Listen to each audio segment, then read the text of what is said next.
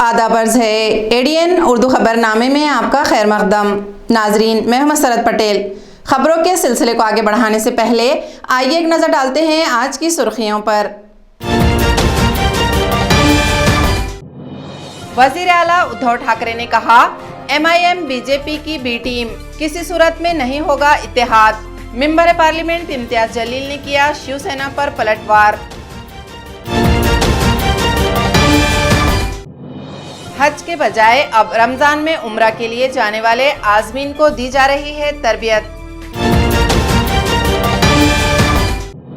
और हिजाब के मामले पर कल औरंगाबाद में होगा कुल जमाती इजलास। अब खबरें तफसील से। एमआईएम के सियासी ऑफर पर जारी जोरदार सियासत के चलते वज़ीर आला उद्धव ठाकरे ने अपने बयान में एमआईएम को बीजेपी की बी टीम करार देते हुए इत्तेहाद से इनकार कर दिया। मेंबर पार्लियामेंट इम्तियाज जलील ने भी एडीएन से बात करते हुए शिवसेना पर पलटवार किया। 2 रोज पहले रियासती वजीर राजेश टोपे के साथ मुलाकात में एमआईएम के रियासती सदर मेंबर पार्लियामेंट इम्तियाज जलील ने बीजेपी को हराने के लिए सेकुलर जमातों के साथ एमआईएम के इत्तेहाद की बात कही थी। एमआईएम के इस ऑफर पर रियासत में जबरदस्त सियासी बयानबाजी शुरू हो गई। शिवसेना के कुछ लीडरों ने एमआईएम से इत्तेहाद को सिरे से खारिज कर दिया था। आज वज़ीर आला उद्धव ठाकरे ने अपने बयान में कहा कि एमआईएम बीजेपी की बी टीम है। एमआईएम ने बीजेपी के इशारे पर महाविकास आघाड़ी से इत्तेहाद का सियासी दांव खेला है, लेकिन एमआईएम से किसी सूरत में इत्तेहाद नहीं हो सकता। एमआईएम के इस सियासी ऑफर पर अब शिवसेना और एमआईएम एक दूसरे के खिलाफ खड़े नजर आ रहे हैं। इत्तेहाद की पेशकश को ठुकराए जाने पर मेंबर पार्लियामेंट इम्तियाज जलील ने शिवसेना पर जवाबी वार किया। एडीएन से बात करते हुए इम्तियाज जलील ने शिवसेना को कट्टर हिंदुत्ववादी जमात कहा। दोनों से एमआईएम की महाविकास आघाड़ी के साथ इत्तेहाद की बहुत जोर शोर से चर्चा जारी है, तो क्या ये मुमकिन है कि वो इत्तेहाद हो पाएगा?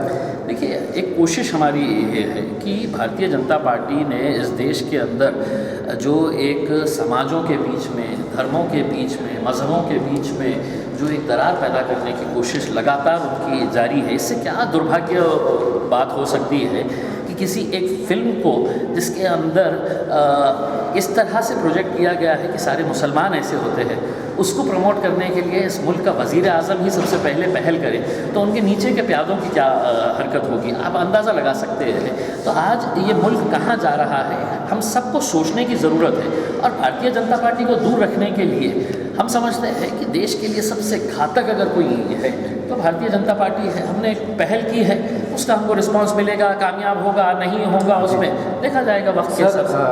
मगरबी बंगाल के इलेक्शन और हाल में जो यूपी के इलेक्शन हुए, इससे पहले जो एमआईएम की टैक्टिस थी तो वो सरासर महाविकास आघाड़ी महाराष्ट्र में बिल्कुल खिलाफ थी। 3 पहले तक जो है तो मुस्लिम रिजर्वेशन के मामले को लेकर एमआईएम ने महाविकास आघाड़ी को घेरने की कोशिश की थी। तो ये क्या एमआईएम की जो पॉलिसी है उसमें तब्दीली बंगाल और यूपी के इलेक्शन के बाद आई? देखिए, अगर हमने आज के दिन इनके साथ एक प्रस्ताव दिया है तो इसका मकसद ये नहीं है कि हम अपने मुद्दे जो है उनको किसी तरह से हम हटाकर उसके साथ कोई कॉम्प्रोमाइज़ कर कर हम जा रहे हैं। भाई, जिस पार्टी के मुख्यमंत्री ने विधानसभा में खड़े रहकर कहा कि बाबरी मस्जिद को हमने गिराया है करके और हमें गर्व है करके, तो हम पहले भी उस बात की निंदा कर चुके हैं। आज भी कांग्रेस और राष्ट्रवादी के अंदर यही फ़र्क है कि वो मजबूरी के तहत वहाँ पर बैठे, उन्होंने सुने उस बात को। अगर हम रहते वहाँ पर तो हम यकीनन वहाँ पर उनको उसी अंदाज के अंदर जवाब दिए होते। दूसरी बात ये है कि हम मुस्लिम रिजर्वेशन की बात तो ये बात क्या सिर्फ है तो एमआईएम ने करनी चाहिए। वो पार्टियां जो मुसलमानों के वोट लेती है उनको कभी ख्याल नहीं आ रहा है कि भाई ये रिजर्वेशन जो है ये एक मुद्दा हमने भी उठाना चाहिए, क्योंकि हमने इतने साल जो सत्ता की कुर्सी का मज़ा लिया है वो इन्हीं लोगों की वजह से लिया है, इन्हीं लोगों ने हमको वोट देते आए हैं। लेकिन ये है ना कि सत्ता की लालच ऐसी होती है कि कुर्सी से मोहब्बत ऐसी होती है कि तमाम चीज़ों के ऊपर कॉम्प्रोमाइज़ कर लिया जाता है इसमें। अब आज सोचिएगा, ये अपने आप को सेक्युलर कहने वाली जमातें मुझसे कह रही है कि आप सेक्युलर है या नहीं है करके इसका सर्टिफिकेट दो। तो मैं उनसे ये सवाल करना चाह रहा हूँ, जब शिवसेना के साथ गए थे, जिस शिवसेना ने मुंबई के अंदर खून की होली खेली थी, श्री कृष्णा कमीशन ने अपने उनके नेताओं के बारे में क्या क्या कहा था, अगर उनके साथ वो कॉम्प्रोमाइज़ कर सकते हैं तो किस बुनियाद के ऊपर वो हमसे कह रहे हैं कि आप सेक्युलरिज्म का सर्टिफिकेट लेके आओ और आपकी हैसियत क्या है, आप हमसे पूछ रहे हैं करके। आप तो सत्ता की लालच के अंदर किसी के साथ भी किसी भी लेवल के ऊपर गिरने के लिए तैयार है। हम अपने मुद्दों के साथ कभी कॉम्प्रोमाइज़ नहीं करेंगे, ये आपको साफ ये इत्तेहाद की जो बात है, ये सिर्फ महाराष्ट्र की हद तक महदूद है या इसको कौमी सतह पर देखिए, किया जाए? मैंने तो कल भी ये बात कही थी कि हम देश भर में हम तैयार हैं कि अगर भारतीय जनता पार्टी को दूर रखने के लिए, देखिए एक अंग्रेजी में कहावत है, एक मरतबा दूध उबल कर गिर गया तो उसके बाद रोने से कोई फ़ायदा नहीं है। No point in crying over spilled milk बोलते हैं। तो अगर हम उत्तर प्रदेश के नतीजों को देखने के बाद अगर हम ये तय कर लेते हैं कि महाराष्ट्र के अंदर ऐसी नौबत ना आनी चाहिए, तो सभी को लेकर चलिएगा। और सिर्फ हम हमारी बात क्यों कर रहे हैं, हमारे प्रकाश अंबेडकर साहब को भी, वंचित बहुजन आघाड़ी को भी उसके अंदर साथ ले लीजिएगा। उसमें बहुजन समाज पार्टी के अगर कुछ रहेंगे, समाजवादी की पार्टी के अगर कुछ रहेंगे, एक पावरफुल एक फोर्स तैयार करिएगा ताकि बीजेपी को ऐसा पछाड़ा जाए कि महाराष्ट्र के अंदर। आप तीसरे महाज की बात कर रहे हैं, तो ये तीसरे महाज का नेतृत्व करेगा कौन? कांग्रेस अब तक करती आई है। देखिए साहब, ये लड़ाई उनकी है, उसके अंदर हम सियासत में कुर्सी के लिए लड़े नहीं हैं कभी, वरना हैदराबाद के अंदर हमारा भी कई सालों से डिप्टी चीफ मिनिस्टर रहता, लेकिन हमने कुर्सी की लालच कभी की नहीं है। हम लोगों के बीच में जाकर हम लोगों के मुद्दे, और आज इस देश को बचाना सबसे अहम बात है। उस कुर्सी के ऊपर बैठेगा कौन, ये बाकी के जितने भी पार्टियां हैं ये आपस में तय कर लें। हम आपको साफ बताना चाहते हैं, हम उस कुर्सी के लालची नहीं हैं, हम उस कुर्सी के ऊपर बैठना नहीं चाहते हैं। हम अपने मुद्दों की लड़ाई लड़ रहे हैं और आगे भी लड़ते रहेंगे। जिला टास्क फोर्स की मीटिंग में आज पैठन में नाथ सृष्टि यात्रा में इंतजामात का जायजा लिया गया। जिला कलेक्टर ने पैठन आने वाले यात्रियों से कोविड का टीका लगाने और इसका सर्टिफिकेट साथ रखने की अपील की। कलेक्टर ऑफिस में आज जिला टास्क फोर्स की मीटिंग में कोरोना वबा की सूरत हाल का जायजा लिया गया। मीटिंग में जिला इंतजामिया, महकमे सेहत, पुलिस और जिला परिषद के आला अफसरान मौजूद थे। पैठन में नाथ सृष्टि यात्रा में वबा से हिफाजत के लिए किए जा रहे इक़दामात का जायजा लिया गया। जिला कलेक्टर ने कहा कि नाथ सृष्टि यात्रा में आने वाले यात्री कोविड क़वानीन पर अमल करें, कोविड के टीके लगाएं। उन्होंने हिदायत की कि यात्रा में टीका अंदाजी के 4 कैंप लगाए जाएं, ताकि जिन यात्रियों ने टीका नहीं लिया इन्हें वहीं पर टीका लगाया जा सके। वैक्सीन सेंटर पर अमले के अलावा इजाफी अमला तैनात करने की हिदायत जिला कलेक्टर ने की है। दिनांक 23 मार्च ते 25 मार्च या कालावधीमध्ये श्री क्षेत्र पैठण येथे नाथषष्ठीचे आयोजन करण्यात आलेले। गेल्या वर्षी कोविडमुळे नाथषष्ठी होऊ शकली नाही। यावर्षी मात्र मंदिर संस्थान तिथले विश्वस्त नाथ महाराजांचे वंशज यांनी सगळ्यांनी मागणी केलेली आहे आणि जनमानसातूनही मागणी होत आहे की नाथषष्ठीचं आयोजन करण्यात यावं। या दृष्टीने मुख्याधिकारी नगरपालिका पैठण यांच्या माध्यमातून नाथषष्ठी ज्या ठिकाणी भरते ते तिथल्या मैदानाचा, नदी पात्राचा, बाजूच्या वाळूच्या परिसराचा अहवाल मागितला। हा अहवाल मागितल्यानंतर आमच्या असं लक्षात आलं की या परिसरामध्ये साधारणतः 10 ते 11 लाख लोक बसू शकतील एवढी मोठी ही जागा आहे। याच्यामुळे या सगळ्या जागेचा अभ्यास करून आज जिल्हा आपत्ती व्यवस्थापन प्राधिकरणाची आम्ही बैठक घेतली। तिथं जे नाथषष्ठीसाठी भाविक येणार आहेत विविध दिंड्याच्या माध्यमातून ते साधारणतः प्रत्येक वेळेस म्हणजे तिथं त्या परिसरामध्ये 30 ते 40 हजार लोक एका वेळेस असणार आहेत। अशामुळे आम्ही साधारणतः 1 लाख लोक नाथषष्ठीला येतील असं धरून त्याची परमिशन दिलेली आहे। नाथषष्ठीसाठी साधारणतः 600 दिंड्या येतील असं विश्वस्त समितीने आम्हाला सांगितलेलं आहे। त्या 600 दिंड्यांच्या बाबतीत आम्ही दिंडीचे जे प्रमुख महाराज आहेत यांना विश्वस्ताच्या माध्यमातून, मंदिर विश्वस्ताच्या माध्यमातून कळवलंय की येणाऱ्या जे दिंडीतले सदस्य आहेत या सदस्यांनी व्हॅक्सिनेशन सह यावं, म्हणजे 2 व्हॅक्सिनेशनचे डोस घेऊन यावं। अशा स्वरूपाचं त्यांचा दाखला, नंतर त्यांचं स्वतःचं ओळखपत्र, आधार कार्ड असेल, ड्रायव्हिंग लायसन असेल, इतर कोणचंही किंवा पॅन कार्ड असेल हे सोबत आणावं, जेणेकरून आमच्या आरोग्य विभागाचे जे कर्मचारी या सगळ्या व्यवस्थेमध्ये व्हॅक्सिनेशनच्या संदर्भात पाठपुराव्यासाठी असतील त्यांना सुलभता येईल। याशिवाय जर काही भाविक ज्यांचा समजा दुसरा डोस राहिला आणि दुसऱ्या डोसला ड्यू आहेत असे जर आले तर पैठणला येणाऱ्या चारही मार्गावर म्हणजे शहागडकडून येणारा मार्ग, शेवगावकडून येणारा मार्ग, औरंगाबादकडून येणारा मार्ग, पाचोडकडून येणारा मार्ग या सगळ्या मार्गाच्या प्रवेशद्वारावर आम्ही साधारणतः वॅक्सिनेशनचे 5-5 बूथ ठेवणार आहेत. तिथं भरपूर लस असणार आहे आणि तिथं सुद्धा वारकऱ्यांचं लसीकरणाची आम्ही व्यवस्था करणार आहेत. माझी सगळ्या नागरिकांना आणि त्या दुकानधारकाला विनंती आहे, ह्या सगळ्या परमिशन देताना कुठलीही परमिशन, हॉटेलची परमिशन असेल, तात्पुरतं हॉटेल हे करताना आम्ही नक्की व्हॅक्सिनेशनच्या प्रमाणपत्राची खातरजमा करणार आहोत. त्यामुळे आपण जो अर्ज नगरपालिकेकडे करणार आहेत त्या अर्जासोबत तुमचे जे कर्मचारी आहेत म्हणजे तुमच्या हॉटेलमध्ये किंवा तात्पुरत्या व्यवसाय करणाऱ्या जागेमध्ये तुमच्यासोबत काम करणार आहेत यांनी व्हॅक्सिनेशनचे 2 डोस घेतलेत याचे प्रूफ त्या परमिशनसोबत जोडावेत. त्याच्यामुळं तुम्हाला तात्काळ परवानगी देणं शक्य होईल. माझी पुन्हा सगळ्याला विनंती की आपण सगळ्यांनी नाथ महाराजांचं दर्शन घ्यावं, तिथलं पावित्र्य राखावं. प्लस प्रशासनाने जे व्हॅक्सिनेशनच्या संदर्भात माननीय मुख्यमंत्री महोदय, नंतर जिल्ह्याचे माननीय पालकमंत्री आहेत, नंतर पैठणचे स्थानिक मंत्री महोदय आहेत भुमरे साहेब, या सगळ्यांनी आवाहन केलंय की मला व्हॅक्सिनेशनसाठी जिल्हाधिकारी म्हणून आपण सहकार्य करावं एवढी आपल्याला विनंती करतो. रमजान मुबारक में इलाक़े मरहटवाड़ा के हज़ारों आज़मीन उम्रा के लिए हरमैन शरीफैन का सफ़र करते हैं. खिदमत हुज्जाज कमेटी और फेडरेशन ऑफ हज सोशल वर्कर्स ने पहली बार आज़मीन उम्रा की तरबियत के लिए खुसूसी नशिस्तों का अहतमाम किया है.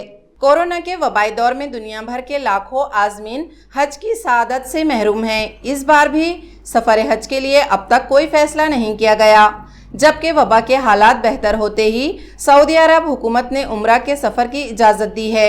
रमज़ानुल मुबारक में उम्रा के लिए जाने वाले ज़ायरीन की तादाद काफ़ी बढ़ जाती है. 2 साल से शहर में हज की सरगर्मियाँ मुअत्तल हो चुकी हैं, लेकिन अब उम्रा के टूर शुरू होते ही खिदमत हुज्जाज कमेटी और फेडरेशन ऑफ सोशल वर्कर्स ने आज़मीन उम्रा की तरबियत का फ़ैसला किया.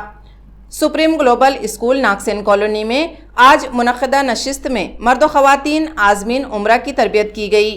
तरबियती नशिस्त के ऑर्गेनाइज़र सैयद साजिद अनवर और सैयद अजीज़ कुरैशी ने एडीएन से बात करते हुए तरबियती नशिस्त की गर्ज़ गायत बयान की. तो हमने इस साल ये हमने मशवरा किया और फ़ैसला किया कि क्यों ना अपन तरबियती नशिस्त इस तरह से उम्रे की भी लें जो रमज़ानुल मुबारक में हज को जाने वाले लोग हैं, क्योंकि हदीस शरीफ का मफ़हूम है कि जिसने रमज़ान में उम्रा किया उसने गोया मेरे साथ हज किया, नबी करीम सल्लल्लाहु अलैहि वसल्लम ने फरमाया.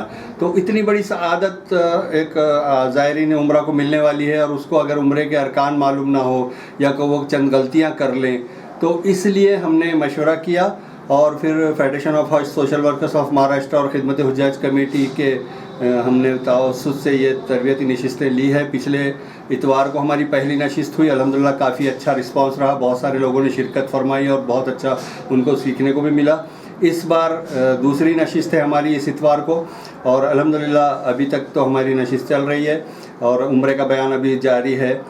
इसके बाद हम एक और नशिस्त लेंगे आने वाले इतवार 27 मार्च को एक और नशिस्त लेंगे और उसमें भी यही टॉपिक हम जो तो रखेंगे और इस तरीके से बात करेंगे इंशाअल्लाह. और ऐसा नहीं हुआ कि हज नहीं हुआ है, हज तो ज़रूर हुआ है, भले ही वो तादाद कम रही हो, लोकल के लोगों ने किया हो या कुछ भी हो, लेकिन बाहर के लोगों को नहीं बुलाएगा.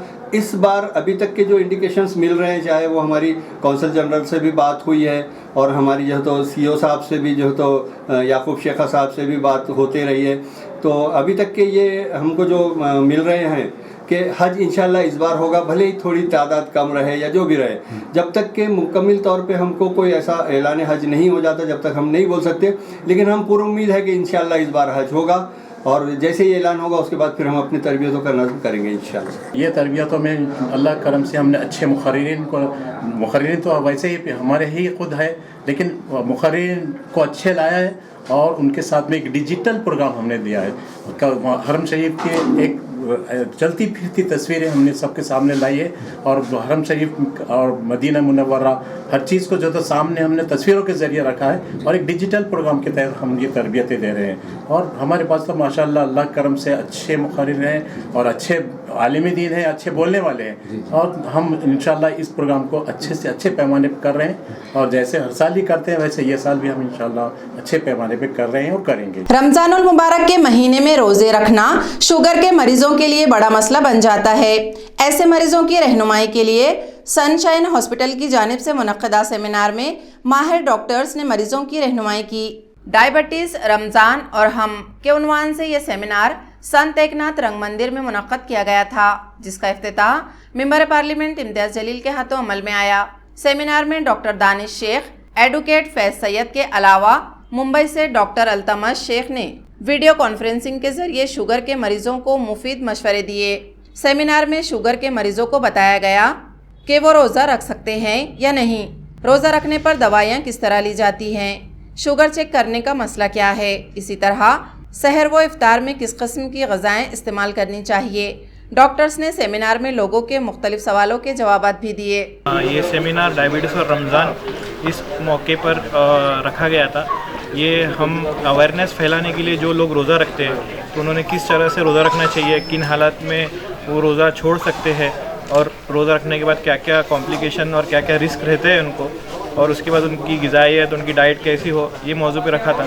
उसके साथ साथ हमारे साथ एडवोकेट फैज़ थे जो इसका इस्लामिक पर्सपेक्टिव रख रहे थे, इस्लामिक नज़रिया रख रहे थे कि रोज़ा कब तोड़ा जा सकता है, रोज़ा कब रखा जा सकता है और किन हालात में रोज़ा छोड़ा जा सकता है। तो ये सब सेमिनार के लिए और लोगों के अवेयरनेस के लिए और लोगों को समझाने के लिए हमने ये प्रोग्राम रखा। सेमिनार को हमने इस तरह के प्रोग्राम को अरेंज करने की बात की, तब हमारे दिल में 2 सवाल आए थे कि जैसे कि डायबिटीज़ तो एक ये बीमारी है, तो हमने ऐसा किया कि इस बीमारी और इसको इस्लामिक तरीके से भी इसके सही सवाल और जवाब आने चाहिए। इसलिए हमने सबसे पहले इसमें डॉक्टर अल्तमश शेख जो मुंबई के सैफी हॉस्पिटल के बहुत ही मशहूर एंडोक्राइनोलॉजिस्ट डायबिटोलॉजिस्ट है, उनको इनवाइट किया था। उनके साथ में हमारे सनशाइन हॉस्पिटल के जो मेडिसिन डिपार्टमेंट के हेड है डॉक्टर दानिश शेख सर जो डायबिटोलॉजिस्ट है, मेडिसिन से वो थे, और इस्लामिक पहलू पर रोशनी डालने के लिए हमने एडवोकेट फैज़ साहब को यहाँ पर इनवाइट किया था। और माशाल्लाह इन सभी लोगों ने ये अपने अपने फील्ड के एक्सपर्ट्स हैं और सभी क्वेश्चंस को सही तरह से स्टडी करने का एक बेहतरीन प्रोग्राम यहाँ पर हम डिलीवर करेंगे। हर रमज़ान में भी करेंगे इंशाल्लाह। और जैसे भी फैज़ सर ने भी एडवाइस किया है कि हेल्थ को लेकर सनशाइन हॉस्पिटल एक पहल किया है और आइंदा आने वाले वक्त में भी हेल्थ को लेकर जो भी पब्लिक की जो भी रिक्वायरमेंट्स रहेंगी, जहाँ पर हम उनको एक सही साइंटिफिक नॉलेज दे पाए, ये हम कोशिश करेंगे आने वाले समय। हजारों किलोमीटर दूर जारी रूस यूक्रेन की जंग के असरात हमारे शहर व मुल्क पर भी पड़ रहे हैं। जंग की वजह से ज़रूरियात ज़िंदगी की अशिया की कीमतें बेलगाम हो चुकी हैं, जिसका खमियाजा सनतकारों, ताजिरों, शहरियों के साथ साथ ख़वातीन को भी भुगतना पड़ रहा है। रूस यूक्रेन की इस जंग ने आलमी अमन को ख़तरे में डाल रखा है। वहीं इस जंग से कोसों दूर दुनिया के कोने कोने में एक आम आदमी और इसका निज़ाम ज़िंदगी भी बिगड़ रहा है। जंग शुरू होते ही खुर्दनी तेल के अलावा ज़रूरियात ज़िंदगी की लाजमी अशिया की कीमतें भी तेज़ी से बढ़ती जा रही है। आम आदमी की जेब पर बोझ बढ़ता जा रहा है। खुर्दनी तेल की कीमत 40 से 50% बढ़ चुकी है। नतीजे में खुर्दनी तेल खरीदना मुश्किल हो रहा है। होटलों में तेल का इस्तेमाल ज़्यादा होता है। तेल महंगा होने से होटलों में बनने वाली डिशों की कीमतें बढ़ रही हैं, जिससे होटल के कारोबार पर भी असर नज़र आ रहा है। रोज़मर्रा की ज़रूरियात की चीज़ें महंगी होने से घरों में बावर्ची खाने का निज़ाम बिगड़ चुका है। अब ख़वातीन भी इंतहाई एहतियात के साथ बचत करते हुए ज़रूरी चीज़ें खरीद रही हैं। अगर कुछ दिन और यही हाल चलता रहा तो घरों में इनके लिए चूल्हा जलाना भी मुश्किल हो जाएगा। गेले 22 वर्षापासून या धंद्यामध्ये आहे, परंतु सध्या महागाईमध्ये तेल झालं, बेसन झालं, मैदा अशा सर्व वस्तूचे भाव वाढल्यामुळे आता धंदा करणे हे आता मुश्किल झाले आहे। आणि परत आपण रेट वाढवावा तर कस्टमरला खायला परवडत नाही आहे। त्याच्यामुळे धंद्यावर एवढा परिणाम झाला आहे की आता जो पहिला समजा तो 10,000 धंदा असायचा तर आता तोच धंदा 3 आणि 4,000 आलेला आहे। माणसाचं पेमेंट आणि गॅस आणि तेल याचं कसं काढायचं सध्या हे खूपच म्हणजे अवघड झालेलं आहे। ते काय गॅस स्वस्त झाला पाहिजे, तेल स्वस्त झालं पाहिजे। पाम तेल नसल्यामुळे हे बाकीचे तेल भरपूर असे परिणाम झाले, त्यामुळे जे म्हणतात ते भाव आपल्याला द्यावा लागते। आपण दुकानदाराला म्हणू शकत नाही की कमी करा, का त्यांनाच कमीमध्ये भेटत नाही, ते आपल्याला देणार खूप कमी। खाद्यतेल खूप महागलं आहे आणि त्याच्यासोबत इतर किराणा माल पण महागला आहे। त्यामुळे सामान्य गृहिणीला पूर्ण घराचं बजेट सांभाळायला खूप त्रास होतो आहे। त्या परिस्थितीतही आम्ही थोडंफार काटकसर करून हे कमी करण्याचा प्रयत्न करतो आहे थोडंसं, पण तरी असं वाटतं की सरकारने थोडंसं याच्याकडे लक्ष द्यावं आणि जे आपल्याला घरगुती ज्या वस्तू लागतात किंवा मग खाद्यपदार्थ जे लागतात त्याचे भाव थोडे कमी व्हावे असं वाटतं. तसेच खाद्यतेलाचे भाव व बेकरीचे प्रोडक्ट्स हे खूप महाग चाललेले आहेत. खाद्यतेल म्हटलं हे प्रत्येक याच्यात लागणारच.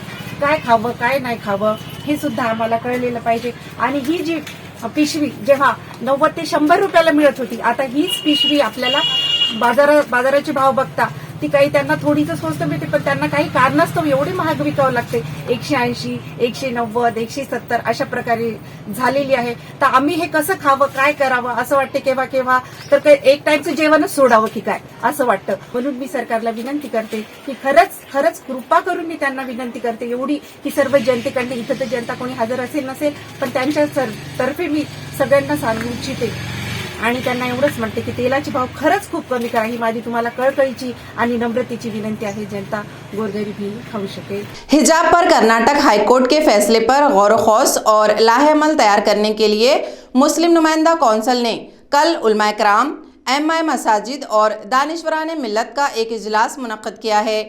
कौंसिल के सदर सलीम सिद्दीकी ने एडीएन से बात करते हुए इजलास की गर्ज़ व गायत बयान की. कर्नाटक हाई कोर्ट का फैसला आ चुका है जिसमें हिजाब पहनकर क्लासरूम में जाने पे उन्होंने मुमानत की है. ये इस्लाम के ख़िलाफ़ है. इसलिए हम एक मीटिंग रख रहे हैं मुस्लिम नुमाइंदा काउंसिल की तरफ से, जिसमें हमने मुस्लिम तंजीमों, उलमा, आइम्मा, दानिशरों को शिरकत की गुजारिश की है. इस मीटिंग में आप ज़रूर शिरकत करें, क्योंकि इसके अंदर इस फैसले के सिलसिले में हम जो है तो कोई राह अमल तैयार करना चाहते हैं और हम उसको राह अमल तैयार करके जो है एक राह अमल तैयार करेंगे और उसको गवर्नमेंट के पास भेजने वाले हैं. तो इसलिए आपसे गुजारिश है कि इस प्रोग्राम में ज़रूर आए. ये प्रोग्राम मौलाना आज़ाद रिसर्च सेंटर में 21 तारीख को पीर के दिन रात में 8 बजे होगा. लेबर कॉलोनी के सरकारी क्वार्टर्स को तोड़ने की कार्रवाई के लिए बीजेपी ने जिला कलेक्टर सुनील चौहान को जिम्मेदार ठहराया. बीजेपी ने प्रेस कॉन्फ्रेंस में ये इल्जाम लगाया कि जिला कलेक्टर किसके इशारे पर ये काम कर रहे हैं. जिल्हाधिकाऱ्यांनी ज्या पद्धतीनं मनमानी कारभार लावला, ठीक आहे, कोर्टाने उच्च न्यायालयाने दिलेले निकाल त्यांचा आम्ही अवमान करत नाही, परंतु एकीकडे देशामध्ये कल्याणकारी योजनेअंतर्गत आवास योजनेमार्फत निर्वासितांना, बेघरांना घरं देण्याचं काम पंतप्रधान करताय. दुसरीकडे तुम्ही वसलेली लोक त्यांना विस्थापित न करता त्यांची घरं काढून गेले. 12वीची परीक्षा चालू असताना तुम्हाला कोर्टाने पिरियड या वेळेस तुम्ही तुमचा अधिकार गाजवू शकता असा दिलेला आहे, पण तुम्हाला काही एखादी धोरणात्मक निर्णय घेऊ नका असं कुठं कोर्टाने सांगितलंय का? मग तुम्ही राज्यातल्या सरकारनं, देशातले पंतप्रधान मोदींनी धोरणात्मक निर्णय घेऊन आवास योजना काढली. त्या आवास योजनेचं सुद्धा तुम्ही बट्ट्याबोळ लावला. 52,000 अर्ज आले असताना तुम्ही एकही आवास योजना धारकाला घर देऊ शकले नाही. आणि एकीकडे 52,000 फॉर्म जमा झालेले असताना 52,000 कुटुंबांनी आवास योजनेसाठी घराची मागणी केलेली असताना तुम्ही त्यांना घर न देताना अजून तुम्ही 200-300 घरावाल्यांना घरापासून वंचित करताय, त्यांना घरापासून बाहेर काढताय. ही या शहरात अराजकता माजणार नाही तर काय? या जिल्हा अधिकाऱ्याला या संभाजीनगरमध्ये ठराविक लोकांचं हित साधून जर गरीब लोकांना निर्वासित करायचं असेल, बेसहारा करायचा असेल, तर भारतीय जनता पार्टी या पॉलिसीच्या विरोधात मागणी करते की शासनानं जसा केंद्रानं धोरणात्मक निर्णय घेतला तसा शासनानं धोरणात्मक निर्णय घेऊन या 17 एकर जागेमध्ये